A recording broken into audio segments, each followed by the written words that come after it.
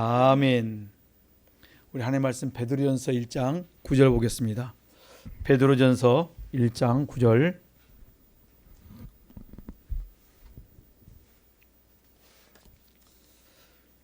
베드로전서 1장 9절 같이 봅니다. 시작. 믿음의 결국 곧 영혼의 구원을 받음이라. 아멘. 여러분, 믿음의 종착지가 어디냐면 마지막은 어디라 했습니까? 구원함에 이르러야 됩니다. 영혼 구원에 있습니다. 전쟁의 승리자가 누구냐면 마지막까지 살아있는 사람이 승리자입니다. 그러니까 우리가 신앙생활도 마찬가지로 어떻게 되면 우리 신앙생활 잘했다는 게 뭐냐면 마지막에 천국을 가야 우리가 신앙생활 잘하는 것입니다. 실컷 잘 살다가 막판에 떨어지면 아무 소용이 없다는 것입니다. 그래서 우리는 믿음의 선한 싸움을 싸우고 끝까지 잘 달려갈 수 있는 복된 성도님 되시길 간절히 축원합니다. 누가복음 23장 보면 39절 43절을 보면 십자가에 두 사람이 같이 달려 있습니다. 예수님이 중심에 계시고 양쪽으로 이제 있다면 한 사람은 네가 만일 예수라면 우리를 좀 구원해 봐라. 그리고 계속 대적을 합니다. 근데 반면에 한 사람은 처음에는 같이 시작했을지 몰라도 이제 하나님 은혜 속에 거하다 보니까 뭐 하냐면 우리는 지금 이렇게 십자가 당하는 건 당연한데 저분은 죄가 없다. 그래서 마지막에 그가 이제 다시 한번 자기 자신을 돌아보고 그 불쌍히 여김 해달라고 이렇게 간구하는 모습들이 누가복음 23장에 나와 있는데 한편 강도가 그가 어떻게 살았는지 잘 알지 못하지만은 어떤 이유였는지 모르지만 불행한 인생을 살다가 마지막엔 십자가에 죽게 되었습니다. 진짜 불행한 인생을 살다가 마지막 비참하게 죽게 됩니다. 그런데 거기서 인생 역전이라고 말할 수 있습니다. 예수님을 만나고 참으로 그 인생이 오늘 내가 나와 함께 낙원에 있으리라. 너무 놀라운 말씀을 거기서 듣게 됩니다. 그러니까 우리가 그 한 사람은 말합니다. 자기 지난날 산 것을 가지고 그냥 인정하고 회개하면 좋은데 끝까지 어때요? 살려달라고 막 이렇게 하면서 또 뭐합니까? 오히려 대적을 합니다. 반면에 한 사람은 우리가 행한 일은 당연히 보응받는 건 당연하다. 그리고 주님을 향해서 나를 좀 불쌍히 해달라고. 오늘 우리 인생을 살아오다가 나쁜 그 십자가에 달릴 정도면 무엇을 했든 간에 열심히 했다는 것입니다. 악을 행하여도 열심히 했고 뭐라든 열심히 했는데 그 결과는 너무너무 뭐예요? 비참해요. 그리고 마지막에 인생을 마지막 십자가에서 돌아보는 순간에 그가 하나님의 은혜를 입는 걸 우리가 볼 수가 있습니다. 가장 중요한 것은 내가 마지막이라도 주님을 붙드느냐 마지막에 주님을 놓아버리냐 거기에 있습니다. 우리가 참으로 어떤 상황 어떤 환경이 주어질지라도 주님을 붙들 수 있길 간절히 축원합니다. 가룟 유다의 인생을 보면 사도행전 10장에 보면 마태복음 10장에 보면은 참으로 그가 제자로서 쭉 가다가 또 회교도 맡고 잘 따라 붙는 것 같이 하다가 자기 마음에서 나온 이 몸에서 나온 더러운 죄를 회개하지 않으니까 성령으로 시작했다가 어디로 넘어집니까? 육체로 넘어져 버립니다. 그리고 마지막에는 비참하게 그가 끝난 인생을 우리가 볼 수가 있습니다. 자살했는데 창자가 떨어지면서 창자가 터져 죽었다. 얼마나 인생이 비참한가를 우리는 잘 이야기해 줍니다. 그런데 그게 그 순간으로 끝난 것이 아니라 대대로 역사대대로 계속적으로 지금 많은 주님 오시는 그날까지 사람들이 가룟 유다에서 이야기한다는 거예요. 만일 가룟 유다의 그 집안의 그 사실을 알고 있는 사람들은 아마 다 뭘 바꿔요? 성을 다 갈 거예요. 진짜 나는 너무 비참하다. 여러분 따라다니도 한쪽만 해야 되는데 마지막에 자기 주인을 팔아. 자기 주인을 주님이 아니고 이 사람에게는 주인이에요. 내가 어떻게든지 한번 한몫 챙기겠다는. 그런데 가룟 유다에게 하나님께서 예수님께서 많은 기회를 줍니다.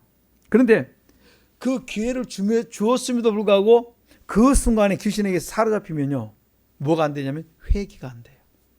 그 죄에서 나오고 싶어도 나오지 못하고 딱 사단은 어느 순간에 딱 마음을 사로잡아 버리면 우리를 어떻게 끌고 가버립니다. 그럴 때는 정신이 없어요. 혼미합니다. 우리가 세상 말로 그냥 뒤집어 쓰는 거예요. 인생이. 그리고 그걸로 뭐예요?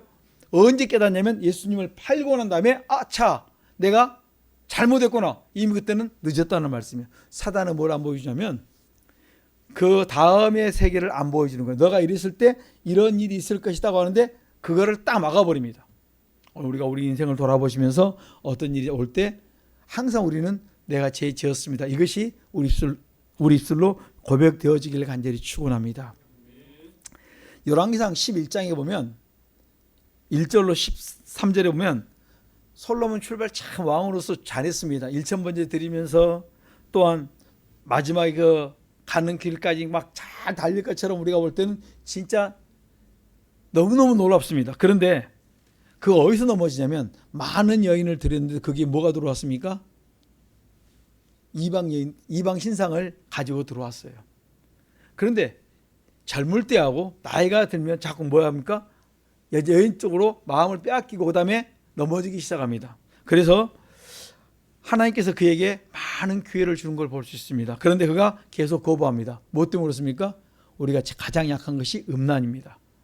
그래서 열왕상 11장 8절에 보면 이족 후비들을 위하여 그와 같이 한지라 저희가 자기의 신들에게 분향하고 제사했더라 솔로몬의 마음을 돌이켜 이스라엘의 하나님 여호와를 떠나게 만들어요.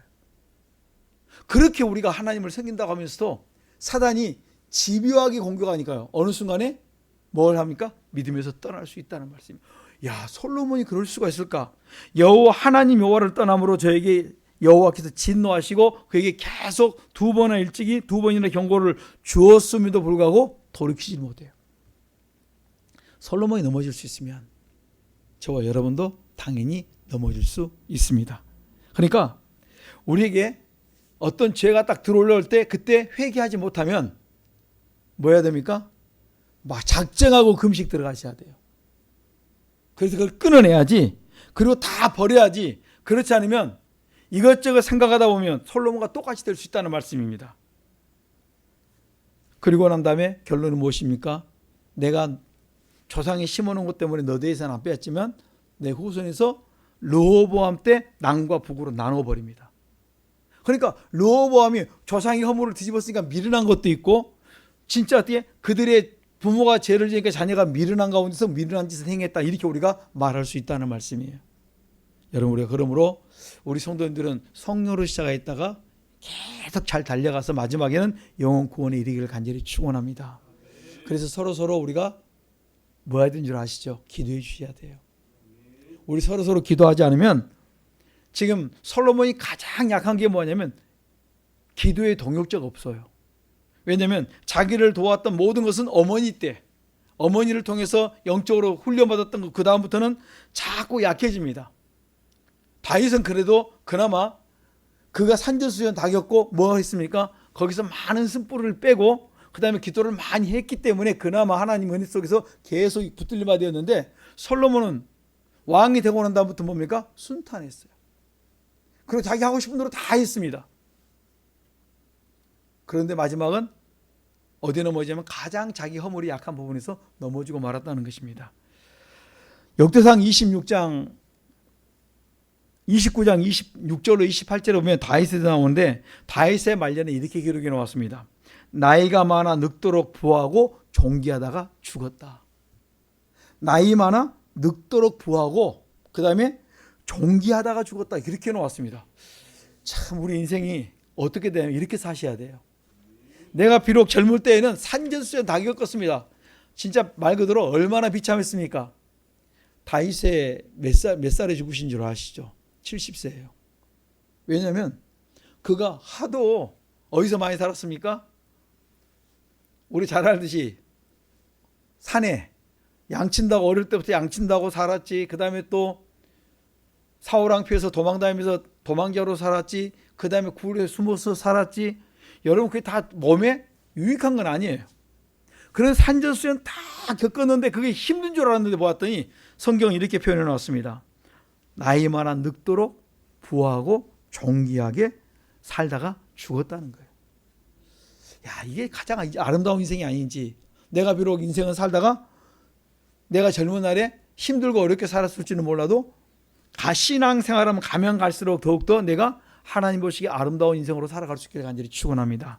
여러분 지금 있다고 있는 것도 아니고 없다고 없는 것도 아니에요. 마지막에 웃는 사람이 누구냐면 천국 가는 사람이 웃는 사람이에요. 우리 꼭 끝까지 여러분 다 잃어도 믿음 하나 붙들고 끝까지 달려갈 수 있기를 간절히 축원합니다. 그러면 우리가 어떻게 구원을 향해 달려갈 수 있는가? 우리가 가장 쉬운 방법은 주님이 어떻게 사셨는가? 그래서 주의 발자취를 따라 살아가는 거예요. 그래서 주님이 나를 따라오라 그랬으니까 성경에 계속 설교 시간에 말씀을 읽고 여러분 설교를 듣는 가운데 주님의 발자취가 어떤 것인가 그것을 찾아서 계속 묵상하셔야 되고 우리가 경건함과 거룩함을 계속 쫓아가야 돼요.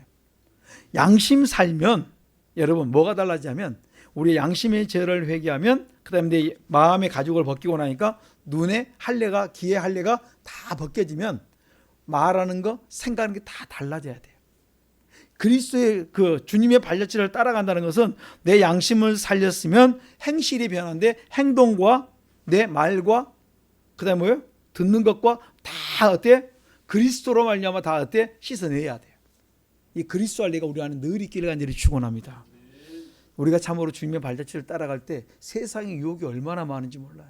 이 많은 유혹에서 이겨낼 수 있는 것은 회개밖에 없다는 말씀입니다. 그래서 주님이 이 땅에 계실 때 어떻게 사셨을까? 어떻게 경건하게 사셨을까? 우리 그걸 바라보면서 우리가 그분의 뒤 발자취를 따르는데 주님이 가장 강경한 것이 뭡니까? 회개하라. 하나님의 사람들이 말했던 것이 회개하라. 계속 회개입니다. 날마다 자기의 죄를 자백하고 버려야 됩니다. 그래야 왜 회개를 되면 하나님이 나를 불쌍히 여겨주는 조건이 뭡니까? 그리스도의 피로 회개하는 길밖에 없어요. 죄를 자백하고 버리는 길밖에 없습니다. 이 조상 허물과 죄를 끊는 것도 그리스도의 피로만 어떻게 끊어내고 조상 허물을 끊어냈더니 그다음 뭡니까? 내 양심이 살아서 내가 사람답게 살기 때문에 하나님이 나를 존귀하게 여겨준다는 말씀이에요. 우리가 존귀한 길을 걸어가야 되는데 그 길이 뭐냐면 회개가 나의 인생 계속 끝까지 쫓아가야 될 게 뭡니까? 회개다.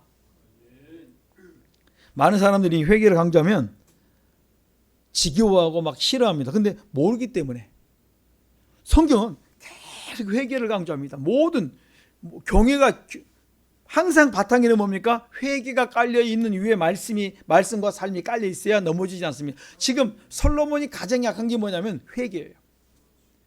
날마다 회개를 했다면 하루에 3번씩 회개를 했다면 당연히 그 뭐에서 안 넘어지냐면 음란에서 안 넘어지고 우상숭배에서 어떻게 분별을 할 수가 있어요. 내가 지금까지 우리가 그 낮에 찬양했지만 은혜 진짜 이건 뭡니까? 내가 당연한 게 아니라니까요. 뭡니까? 하나님 은혜라니까요. 그러니까 회개를 해야 하나님 은혜를 깨닫게 되고 은혜 속에 내가 거할 수가 있고 은혜 안에서 늘 감사할 수가 있는데 우리가 회개를 하지 않으면 그다음에 뭘 버립니까? 당연하게 여겨요. 내가 종종 자녀들에게 이제 가끔 이제 막내가 이제 아직까지 졸업을 안 타놓으니까 그 교통비를 주거나 이럴 때 요즘은 뭐 손으로 직접 안 주니까 그런데 딱 통장으로 넣어주면요 아무런 반응이 없어요. 제일 처음에 내가 말을 꼭 해야 되는가 싶어가지고 한 번씩 전화를 해요. 아들 통장에 들어갔는데 이거 당연한 게 아니야. 우리 종종 뭐 합니까? 당연하게 여기거든요. 그래서 안 되겠다 싶어가지고 자꾸 가르쳐요. 당연한 게 아니야. 이거는 감사해야 되는 거야. 뭘 줄 때 인사받기 위한 것이 아니라 뭘 해야 됩니까? 가르쳐야 되는 거예요. 하나님께서 나에게 주신 것도 당연한 게 아니고 감사할 거고 우리가 우리 자녀에게 주는 것도 그들이 받을 때 당연한 것이 아니라 감사할 조건이라는 거예요. 우리 앞에 당연한 거 하나도 없습니다. 다 하나님의 은혜이고 또 부모님에 대해서 또 감사할 수 있어야 되고 이웃들을 돌아보면서 감사하는 삶을 살아야 그들의 남은 생애가 복되고 아름다울 수 있다는 것입니다. 그래서 뭐든지 당연한 게 없는데 어느 순간부터 그들이 뭐가 빠졌냐면 부모님이 준 건 당연한 거예요. 제가 이제 종종 이렇게 보면서 우리 애들이 사모님이 이제 코스코 뭐 시장 보러 갈 때 전화가 옵니다. 그러면 뭘 막 이렇게 해달라 그러면 뭘 사다 주세요. 감사합니다. 부탁한 것이 아니라 당연하게 그냥 주문을 하는 거예요. 뭐야 이게? 이게 너무 당연한 거예요. 왜 이 말씀을 드리냐면 우리가 하나님께 받아도 어때요? 감사히 받는 것이 아니라 당연하게. 이게 습관화되면 안 된다는 거예요.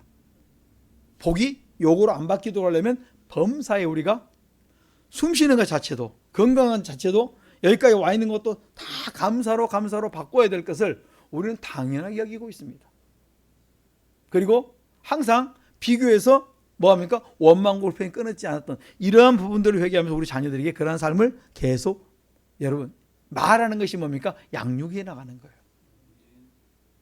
왜냐하면 말씀 속에서 생활 속에서 이것들을 자꾸 우리가 이야기해야 됩니다. 당연한 건 하나도 없다. 하나님 은혜다.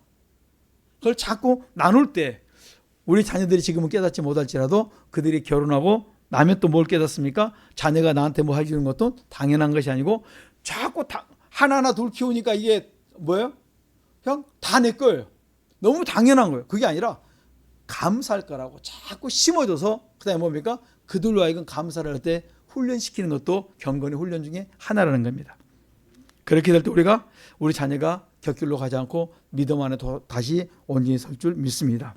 그래서 시편 103편 3절에 보면 13절에 보면 아비가 자식을 불쌍히 여긴 같이 여호와께서 자기 경유하는 자를 불쌍히 여겨주세요. 그러니까 불쌍히 여김 받는 것은 죄를 자백하고 버릴 때 불쌍히 받는다. 그러니까 당연하게 여긴 것도 뭡니까? 그것을 회개시켜야 되는 거예요. 당연한 것 없다. 하나님의 은혜이고 둘째는 부모님께 감사해야 되고 그 감사를 너도 자녀에게 가르쳐야 된다. 이것이 뭡니까? 경외하는 믿음의 삶의 길이라는 거예요. 그래서 이것이 뭡니까? 우리 삶 속에서 마태복음 5장 16절에 착한 행실이 뭐냐면 조그마한 것 하나에 당연하게 여기지 않고 감사할 수 있을 때, 누가 나에게 뭘 주었을 때 감사할 수 있을 때 우리가 뭡니까? 참으로 서로 아름다운 교제가 있다는 말씀이에요. 뭘 주면 당연해요. 그 다음에 뭡니까? 좀 더 적겨주면 원망과 고평이 끊어지지 않습니다. 이건 당연한 게 아니에요. 그냥 이건 감사할 거로 여기면 크든지 작게든지 뭐든지 감사할 수 있는데 너무 당연해요. 근데 무게를 달아봅니다. 왜 나는 적게주고 저기는 많이 줍니까? 이게 뭐예요? 당연하지 않아서 감사하지 않았어요. 은혜를 모르니까. 나는 내게 맞는 옷을 하나님이 계속 입혀주고 내게 필요하면 그때그때마다 주는 것입니다. 그래서 우리가 날마다 하나님 은혜 속에서 늘 붙들림받아 인도함 받기를 간절히 축원합니다. 이렇게 살아가는 사람이 어떤 삶을 살냐면 주님의 발자취를 따라가기 때문에 마태복음 20장 26절로 28절은 종되고 섬기는 삶을 살게 되어 있습니다. 우리 성도님들이 종되고 섬기는 삶이 우리 성도님들도 많이 배어 있지만은 요즘 애들 보면은 뭐가 약하냐면 딱 시간 되면 땡 하면 어때요? 그냥 자기 거 끝. 그 다음에 따지기 좋아하고 뭐가 없냐면 감사가 없어요. 상대방이 해준 거에 대해서 따지기는 좋아하는데 자기에게 주어진 거에 대해서는 어때요? 하나님이 주신 은혜에 대해서는 감사할 줄 모르는 거 우리 인생이다 이렇게 말씀해 주고 있습니다. 저는 우리 성도님들이 참으로 하나님의 은혜를 사모하고 그 길을 따라갈 수 있기를 간절히 축원합니다. 그래서 고린도서 5장 10절 보십시다. 고린도서 5장 10절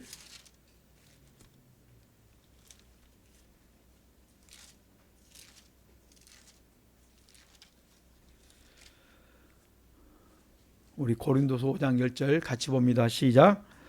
이는 우리가 다 반드시 그리스도의 심판대 앞으로 드러나 각각 선악간에 그 몸으로 행한 것을 따라 받으려 함이니라. 아멘. 우리가 다 반드시 그리스도의 심판대 앞에 다 드러나 각각 선악간에 그 몸으로 행한 것을 따라 심판을 받는다 이렇게 말씀했습니다. 오늘 우리가 우리 생애를 어떻게 살아야 되냐면 하나님 앞에 심판받을 인생을 우리가 알아야 됩니다. 그래서 로마서 2장 6절에 보면 하나님께서 각 사람들의 뭐냐면 행한 대로 행동한 그대로 내가 너에게 보응해 주겠다. 내가 어떻게 살았든 간에 하나님이 다 나에게 계산하겠다는 거예요. 저는 우리 성도님들이 하나님 앞에 잘 심을 수 있고 잘 거둘 수 있길 간절히 축원합니다. 전도서 12장 14절에 보면 하나님은 모든 행위와 모든 은밀한 일을 선악간에 선을 행하였든 악을 행하였든 선악간에 심판하겠다. 모든 행위, 모든 은밀한 일까지. 그래서 여러분 은밀한 일까지 뭡니까? 모든 행위와 은밀한 일까지 다 하나님이 계산하는데 우리가 양심이 화이 맞으면 전혀 감각이 없어질 수 있어요. 그래서 우리가 날마다 깨어서 기도할 수 있는 성도님 되시길 간절히 축원합니다. 마태복음 16장 27절에 보면 이렇습니다. 인자가 천사들과 함께 올 때 각 사람의 행한 대로 갚으리라. 하나님은 우리 행위에 대해서 엄하게 강조를 많이 합니다. 그런데 우리는 여기에 대해서 뭘 하냐면 내가 행한 대로 내가 받는다는 것을 우리가 자꾸 놓쳐서 합니다. 그래서 우리 성도들께서 우리 가족들에게 자꾸 이런 훈련들을 어때요? 자꾸 가르쳐 줘야 되고 행할 수 있도록 우리가 양육해 나갈 수 있기를 간절히 부탁합니다. 우리 주님의 발자취를 따라가는 게 가장 중요한 게 뭐냐면 예수님처럼 우리에게 복음 전할 것을 우리에게 당부하고 계세요. 자, 우리 성도들이 복음을 전했으면 좋겠습니다. 누구에게요? 가장 가까운 가족과 친척과 내 주변의 사람들에게 복음 전하기에 우리가 열심을 낼 수 있기를 부탁합니다. 그래서 사도행전 20장에 보면 믿음의 선한 싸움을 싸우라. 끝까지 우리가 달려가야 된다. 이렇게 말씀하세요.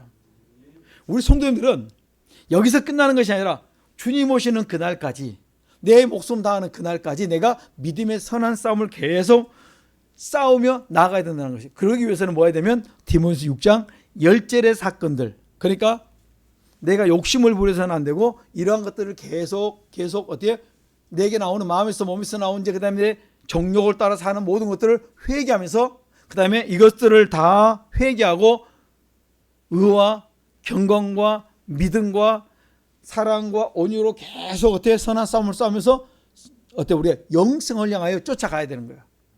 자, 우리 성도들이 지금까지 잘 달려오셨기 때문에 이제는 계속적으로 뭡니까? 믿음의 선한 싸움을 싸우되 고린도 9장 27절에 말씀합니다. 내가 내 몸을 쳐 복종케 하면 이제는 내가 다시 어떻게 합니까? 이제는 남에게 전파가 되고 복음을 전파한 후에 내가 그렇게 말씀대로 살다가 내가 내 몸을 쳐서 그리스도 앞에 복종시키지 않으면 내가 얼마나 버림받을 수 있기 때문에 늘 깨어서 어때 우리가 정신 차리면서 하루에 3번씩 기도하고 말씀에 창념하셔야 돼요. 그래야 우리가 끝까지 믿음의 선한 싸움을 싸우고 달려갈 줄 믿습니다. 믿음의 결국은 영혼 구원 천국인데 거기까지 달려가려면 어떻게 합니까? 끝까지 달려가셔야 돼요. 솔로몬처럼 가다가 넘어져서는 안 되고 가룟유다처럼 넘어져서는 안 되고 우리가 하나님의 사람 다윗처럼 끝까지 한테 존귀하게 살다가 참으로 천국 가는 우리의 성도들이 삶이 되시길 간절히 축원합니다. 이렇게 천국 가는 성도들의 삶의 모습이 뭐냐면 사도행전 4장 18절로 19절에 보면 하나님의 말씀을 듣는 게 옳은가 사람의 말씀을 듣는 게 옳은가. 우리 인생을 살아가던 꼭 두 가지 일들이 있습니다. 너 복음 전하면 이제 핍박과 그 다음에 결국은 죽어 이렇게 말을 듣는데 복음을 스톱할 것인가 아니면 계속 전할 것인가 그들이 묻습니다. 그럴 때 하나님의 말을 듣는 것이 옳은지 사람의 말을 듣는 것이 옳은지 너희들이 분별하라 이렇게 말씀하세요. 여러분 앞에 있는 어떤 핍박과 환난이 온다 할지라도 우리가 끝까지 하나님의 말씀을 붙들고 살아갈 수 있기를 간절히 축원합니다. 여러분 그런데 이렇게 살아가다 보면 뭐가 약하냐면 우리가 인정이 참 약합니다. 마태복음 16장에 보면 시몬 베드로가 주는 그리스도시요 살아계신 하나님 아들이라 고백하고 주님을 향해서 그리스도라 메시아라 우리가 기다렸던 구원주다 이렇게 고백하고 난 다음에 23절에 보면 이제 예수님께서 뭘 말씀합니까? 내가 이제 죽게 된다. 마태복음 16장 봐보세요. 이렇게 말합니다. 여기에서 우리가 자꾸 넘어집니다. 마태복음 16장 16절 먼저 봅니다. 이런 고백도 참으로 귀하고 귀합니다. 이런 믿음의 고백을 하고 난 다음에도 어디에 묶이냐면 인정에 묶일 수 있다는 말씀이에요. 우리 마태복음 16장 16절 보십시오. 15, 16절 시작. 가라사대 너희는 나를 누구라 하느냐. 시몬 베드로가 대답하여 가로되 주는 그리스도시요 살아계신 하나님의 아들이시니이다. 아멘. 이것은 내가 한 것이 아니고 하나님 은혜다. 하나님 알게 하셨다. 축복받았다. 이렇게 다 말했습니다. 그리고 난 다음에 이런 고백을 듣고 난 다음에 내가 그리스도인 것을 밝힙니다. 그리고 내가 마지막 어떻게 하냐면 21절 보면 많은 고난을 받고 죽임을 당하고 그 다음에 뭡니까? 3일 만에 죽었다가 살아난다. 그걸 비로소 제자들에게 가르치기 시작합니다. 그리고 난 다음에 베드로가 딱 뭐예요? 여기까지만 해서 끝나면 얼마나 좋겠습니까? 내가 이제 죽음과 부활이 되어야 그 다음에 뭡니까? 우리의 모든 믿음이 완성이 되는데 이 부활로 하나님의 아들로 인정이 되는데 베드로가 예수님을 붙들고 말합니다. 주여 그리하지 마옵소서. 이 일이 죽게 결코 미치지 아니하리다. 여러분 잘 가다가 뭐가 나옵니까? 인정 많으면 우리 회개 많이 하셔야 돼요. 우리 신앙생활 잘 하다가 꼭 어디 약합니까? 인정해서 다들 넘어져 갖고 그 다음에 진리를 따라가는 것이 아니라 인정을 해갖고 진리를 갖다가 어때요? 그냥 올가매 버려요. 이 부분에서 우리가 영적으로 껴 있어야 됩니다. 인정이 자꾸 넘어집니다. 그러자 예수님께서 그것을 아이고 베드로야 너 참 우리가 볼 때 뭐 인정 많다가 사랑 많다 이렇게 착각을 합니다. 그런데 예수님께서 말씀합니다. 베드로에게 말씀합니다. 사단아, 내 뒤로 물러가라. 너는 나를 넘어지게 하는 자로다. 내가 하나님 일을 생각지 아니하고 도리어 사람의 일을 생각하는도다. 하나님 일과 사람의 생각, 이걸 하나님 일, 사람 일 딱 나눠버리세요. 지금 너가 금방까지인 것은 하나님의 선하심 속에 네가 따라왔는데 지금 뭐 한다고요? 인간의 인정에 묶여서 네가 지금 이 일을 행한다. 엄하게 책망합니다.